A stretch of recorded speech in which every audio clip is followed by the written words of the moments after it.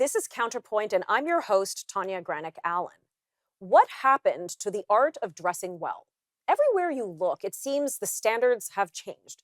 Gym clothes have become everyday clothes, pajamas are worn to the grocery store, underwear is marketed as outerwear, and it's not unusual to see people show up to restaurants or airports, heck, even church, looking like they just rolled out of bed.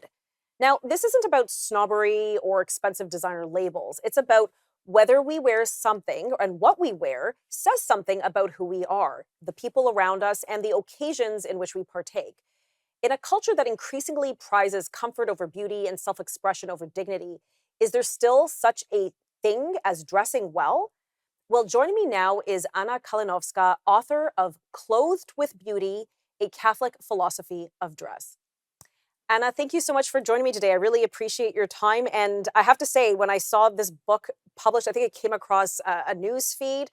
I said, oh, this is an interesting topic because I am one of those persons who feels that we've kind of let it go in society in terms of standards of dress. So, welcome to the show.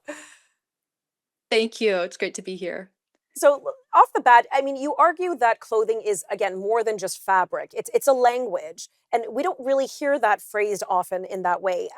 So, please explain to us, how do our clothes communicate even before we even open our mouths and say a word? Our clothes communicate what we believe about ourselves and about the world, and that's a two-way communication. First, it's to ourselves. So we're telling ourselves something and we're shaping our own minds with what we wear. And then we're radiating that outward to everyone around us, what we believe. And you may think, oh, I'm going to just wear some sweatpants. That doesn't really say much, but it is saying something. If you wear sweatpants day in and day out for all occasions, even formal occasions, you're conveying the message to yourself and to the world that really only comfort matters and that beauty doesn't really have any meaning or place in the world. So, can comfortable clothes be beautiful clothes? Absolutely. You may find that if, say, you're a lady looking at your closet, trying to decide what to wear, and maybe you're allowed to wear jeans at work, but what if you tried for something a little bit more elevated? And you may find a cotton or a linen dress in like a nice versatile color and realize that that is just as comfortable as jeans, but there's something poetic about that dress that jeans don't have. Jeans are a utilitarian fabric. They're literally held together by rivets. There's Mm. something industrial about jeans that is about sort of getting the job done and doing something that's very rough. Whereas if you wear something that's a little more detailed or has some more ornamentation to it, you are showing that life is about more than just work and that human beings are about more than just kind of getting through the day. Now, you also presented a very striking idea, which is that how we choose to dress and what we dress, it can be seen or is a courtesy to those around us or a service to those, a charity. Again, it's a very striking idea. What do you mean by that? Sometimes we forget when we dress that everyone has to look at us, whether we like it or not. And if you think about like a homeowner in a neighborhood, that homeowner may have rules, like a homeowners association guidelines, how he has to decorate the exterior of his home. And a well-ordered home with maybe like a beautiful garden in the front yard is going to actually improve the property value of the homes around it. Why? Because people like to see ordered, beautiful things. So if you present yourself in an ordered and beautiful way, you can very much make someone's day better. And it's not that that person owns your clothing, it's not that that person even says a word to you, but just your appearance brings that spark of beauty and that kind of thought of higher things to a person's life that he or she may not have at any other point during that day. Yeah, no, it's fascinating you mentioned that because I know, for example, if I put a little effort into my look, even sometimes coming on the show, the clothing I elect to wear, although it's a lot of blazers, but that effort, it means something, and people like beauty. They like to see, flowers in a garden. Nobody likes a bare garden. People like to see beautiful things. And if you put that effort, I think you're right. It is a service. Anyhow, we're going to talk about this more in just a few moments. Welcome back to Counterpoint. We're continuing our discussion, and it's a fascinating one. It's one that I really love because it's about fashion. And joining me for that discussion is Anna Kalinowska, who's the author of Clothed with Beauty, A Catholic Philosophy of Dress. And again, thank you so much for joining me for this a kind of an unusual discussion, but a necessary one, because I think I'm with you that I think we've let things go too far in society. We're too casual. There's not enough effort in some of our looks.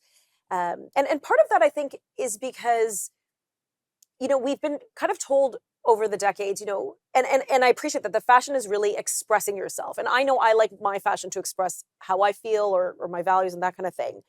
But you argue that that's really only part of the story. So has modern fashion sort of become too obsessed with self? Yes, and it's in a way that actually thwarts self-expression, amazingly. With modern fashion, there's this prevailing prioritization of comfort and convenience. But if one is going to dress up, say for the runway or the red carpet, then one will wear something to shock or seduce primarily. Mhm. And there's in this kind of a sense of, I'm God, I make the rules. Anything goes for me. It's all about me. But what happens when you decide you make the rules is things become incredibly rigid and boring. And that's the reason why today, if you walk through an airport or anywhere there's a lot of people, you see a lot of gray, you see a lot of drab, bleak, formless clothing that makes everybody look the same. Every man and woman looks the same, every age range looks the same. And it is so bleak and drab that someone dressed up a little bit totally stands out. And what you have to remember with rules and the way rules help us actually express ourselves better is that they guide us to beauty, and there is not like a limited scope there. Mm. Rules, artistic principles, you could say, open up the scope of creativity so that you're not limited to any one way of being beautiful. However, artistic principles are going to guide you away from that boring, bland, ugly path that always is going to kind of end up looking the same. So you have to remember that there's an investment in learning a little bit about art and how to do things, but it's worth it because it helps you actually be yourself more. Okay, I've never heard of that phrased in such a way, but you're right, because I have been through many airports recently, and you're right. Everybody's dressed the same in gray jogging pants, usually a little bit of a crop top and some kind of hoodie on top, and Yeah. maybe a ball cap. Uh, and then you're like, oh, sorry, when did this change? When did this happen? I thought we used to get dressed up to travel, but anyways, that's another story. But there might be some folks might counter to your point that you know that's just your opinion. Like, so are there objective artistic standards or clothing standards, or and they might charge that maybe that is superficial or elitist? How do you respond to that? So there are artistic principles that have guided dress throughout various centuries, and we have all kinds of different expression and styles in dress. But you can find common elements even in vastly different styles of dress, and those elements are governed by artistic principles. For instance, harmony. Whenever you are growing up, you might have an experience with your mom where she says, like, no, that color doesn't go with that bright pink. You can't wear those together. They don't go. And anytime you hear that it doesn't go, there's actually something profound there. That's harmony. And harmony is about this relationship of things that we put together. And to have a true harmony, you have things that sort of agree with one another. And that's where you can look at any element in an ensemble of clothing and ask yourself, does this go, is this harmonious in its color? Is it harmonious in its texture? Is it harmonious with me as a person and with the event that I'm going to? And that right there will guide you to a certain standard that most people today aren't really thinking about, and that'll make a big difference in how you dress. And there are other principles too, like rhythm and proportion and emphasis, but these things will show up in all art forms, and dress is no different. So this isn't elitist. This is just recognizing that when we dress, we are not drones that are just putting on something to cover ourselves and call it a day.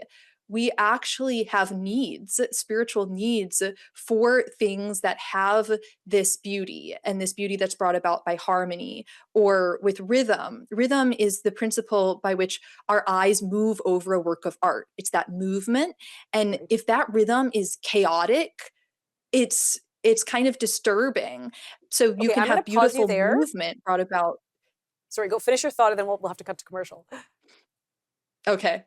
So you can have, so this is not something that we make up to try to be better than other people. It's just about living a good human life. Okay, thank you for that. We're going to be right back in just a moment. Welcome back to Counterpoint. Joining me for a discussion on fashion trends and harmony and how what we wear says something to society. And joining me for that discussion is Anna Kalinowska, author of Clothed with Beauty, A Catholic Philosophy of Dress. Anna, thank you again for joining us. Just before the commercial break, we were discussing harmony of clothing and rhythm. I never thought clothes had rhythm, but there we are. And of course, proportion. Well, when we talk about dress, we're visual people. So let's put up a few examples and maybe you could explain which looks more harmonious or which is lacking. So let's see the first Yeah. So example. this is my rhythm example, and I'll just say again, rhythm is the motion on along which a work of art draws our eyes. So the mannequin on the left, you see this zigzag skirt that makes the figure look as if she was sliced up by a magician and reassembled incorrectly. It's very chaotic, and it really has no meaning. It doesn't at all correspond with the human figure. Whereas on the right, you have a plaid, and this is a pretty detailed plaid here. There's a lot going on with it, but it's ordered. There's a clear vertical motion with the vertical stripes, and then the horizontal stripes add some interest. But overall, you get something that is something that the eyes can rest upon, and that's successful rhythm. And now we've seen longer skirts make a comeback. Obviously, historically, that was a thing. Then there were a lot of minis around, but now we see a lot of women embracing longer skirts. So let's look at this example of what is balanced and harmonious versus what needs improvement. So here I'm showing harmony of textures, because you'll notice this lace chapel veil. This is a girl going to mass, and she has this lace veil that's a very fine formal fabric, but she's pairing it on the left with a polo shirt and a denim skirt and sneakers. And these are utility textures, especially denim. So the veil doesn't go. There's no harmony here. Whereas that fine texture of the lace on the right is harmonious with this chiffon blouse that she has, and then a formal cut blazer, a light pleated skirt, and formal shoes. So there's kind of like, it's like a chord in music. All of the notes go together to make something that's a beautiful whole. Yeah, and it's important to think about clothing and texture, and there's so many points to consider when one is putting a garment on or even selecting a garment to purchase, and that's why you've devoted in your book several chapters to the importance of materials. Let's talk about men's dress because I feel like there hasn't been as much of a degradation. I don't know, or maybe there has been. I don't know. But tends to be some overlooked parts and aspects of men's clothing. Where could we improve upon, and how does material play into that? Right. So men should really look at materials because there is a pretty standard paradigm for them. Like it or not, most men will be wearing a suit or a sports coat or something kind of tailored for more formal occasions. And men should kind of look at when they're wearing a t-shirt, could they be wearing something a little bit more elevated, and just try to elevate things as much as possible. Ask themselves, do I have to wear sweatpants? Do I have to wear jeans? Or can I wear khakis and a sports coat? And then in that sort of tailoring tradition, do I have to wear brown? Do I have to wear gray? Or can there be more creativity here? Can there be some more playful color and detail? Because with men, sometimes the highs are not as high as women's dress and the lows are not as low. So it just becomes a little bit boring, but there's still a lot of room for creativity for men that they can really enjoy. I know I have children of both sexes, girls and boys, and I was so excited when I had my first child was a girl. I was like, oh, I have so many pretty clothes from which to choose. And then the boy, I'm like, this is really drab. Now I moved to get fun little cute onesies, but it was getting boring. So then I had to really do my work to elevate the dress, and thankfully my first son loved bow ties, so that was helpful. But I can see how there is this Yeah. disparity between male and female dress, and also what's on offer. Absolutely. And a part of that is historical, and part of that is cultural. But men can find, I think, a lot of really good options, especially we were talking about materials before. Men can find some really wonderful materials if they look for natural fiber fabrics like cotton and linen and kind of get into that world, exploring that. And then in suit tailoring too, the kinds of suit materials that are out there, wools and wool blends, that are actually not available as much for women. So in that way, Mm. men have an advantage because it seems like with men's tailoring, there is a higher priority put on finding really good natural fiber fabrics. Whereas with a lot of the time with women, even our most formal clothing is still just polyester. It's astonishing. Okay, we're going to pick this up in just a moment.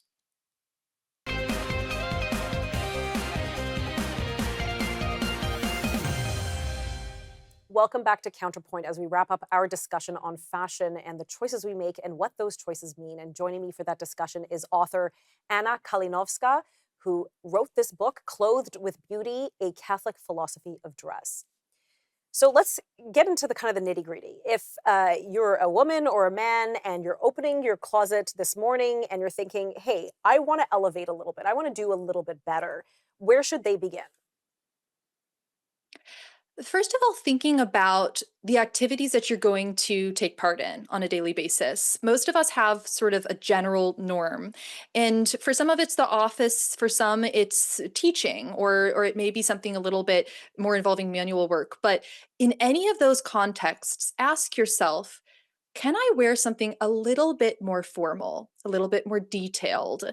And we may find as women that what we were wearing jeans for before is actually something that we could wear a dress for. And we may be able to find, say, like a navy blue dress that we can style many different ways and wear that several times during the week. And in a way be in something that's just as comfortable as that jeans outfit, but something that's so much richer because it's conveying more to ourselves and to those around us about the need for beauty and fulfilling the human hunger for these elements of color and ornamentation. For guys, it's similar. What you're wearing jeans and a t-shirt for, you may decide I can actually do a sports coat and a dress shirt. And this is a way to just be thinking about things. You don't have to be radically different looking. Just little changes like this will make a big difference both for yourself and for those around you. And you'll inevitably start getting questioned, why are you so dressed up? I know Yeah. as soon as a woman puts on a skirt, she'll get that question. And that's an opportunity to then share. I mean, we've talked about this nonverbal communication, but there are opportunities here to share, there's hope in the world and it's worth getting dressed up, and it's worth reaching out to each other and making those connections through this art. Now, would this be an expensive undertaking for someone to kind of say, okay, I want to elevate my wardrobe a bit? What are some tips you could provide that will reduce the cost if one wants to change up the wardrobe a little bit? We just have to be totally okay with wearing the same thing. And if you have a good quality piece of clothing that fits you well and that you enjoy, you won't get tired of it the way you will from something that's from like fast fashion. And that's fashion, especially fast fashion, is a new model in the history of the world that we only get because we have synthetic fabrics and because we have industrialization. So it's Mm. not normal actually for humans to wear a totally different outfit every single day. And it's not normal for us to totally go through, change our wardrobe out every single year, every single season. We should have pieces that we enjoy and that we can wear year after year. And in that way, you're not spending that much, but you're investing occasionally in better quality and then reaping those benefits for a very long time. Okay, so if our viewers go and purchase your book, and by the way, the book is available everywhere online. Again, it's Clothed with Beauty, A Catholic Philosophy of Dress by Anna Kalinowska. Um, After they read your book, or maybe even just hear our program today, what do you hope readers take away from it? What aspect of this philosophy do you hope they embrace? We have about 45 seconds. It's a way of engaging with the world and opening yourself. You'll be more generous as you think about others when you dress, and you'll also be able to see more because you're thinking of the world artistically. So you'll be a more sensitive, receptive person.